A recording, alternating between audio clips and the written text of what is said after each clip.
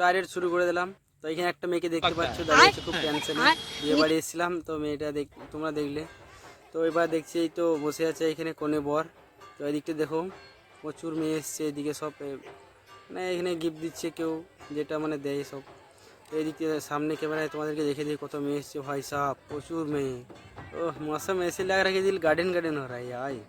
দেখতে পাচ্ছ গাইস কত মেয়ে, এদিকে সব প্রচুর লোক জড়ো হয়ে আছে বিশাল। এই তো এদিকে মেয়েটা কোনো টেনশন নেই। তো খাবার খেতে যাচ্ছিলাম তো দেখছি সব হাঁড়ি হান্ডা পরিষ্কার করে বসে আছে গাইস। মনে হচ্ছে আমাদের কপালে আর খাবার জুটবে না, সব বসে আছে এখানে। খাবার দেয় থালাই দেয় না এখনো, খাবার দেবে কী করে গাইস। তো আমি ভাবলাম ডুববো কিন্তু কিচ্ছুই নেই, সব সাফ করে দিয়েছে। কত কষ্ট, সব টেবিল দিয়েছে অথচ খাবার দেয় না। এই তো সব পরিষ্কার করেছে টেবিলে রেখে দিয়েছে গাইস, আমাদের কপালে মনে হয় খাবার আর আজকে জুটবে না। তো এইদিকে চলে এলাম, তো সব নাচছে দেখছি বাইরে, ভালোই নাচছে সব মেয়েগুলো। আমাদের নাচার ইচ্ছে ছিল কিন্তু নাচলাম না। একা নাচা যাবে না, কেন না লজ্জা লাগবে। সব মেয়েগুলো নাচছে, একা নাচবো সবাই দেখে হাসবে।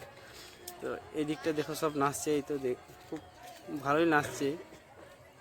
এই নাচগুলো সব আমাদের বেশিরভাগ নাচছে আমাদের। এদিকে দুজনা সিঙ্গেল, মানে এরা আলাদা। এটা ভাবছে আমরা নাচছি একা, ওদের সঙ্গে নাচবে না, এটা আলাদা ড্রেস না, ওদের ড্রেস আলাদা, তার জন্যে। তো এই তো চলে এলাম, আমি বসে গেলাম, ধৈর্য রাখতে পারলাম না। দেখছি যা হোক পাওয়া যায়, পাতা মাথা ছিঁড়ে খেয়ে নেবো লাস্টে যদি ভাত না দেয়। তো আমি বসে গেলাম তার আশায়। তো দেখতে পাচ্ছ সব বসে আছে, সব আমরা বসে আছি টেবিলে।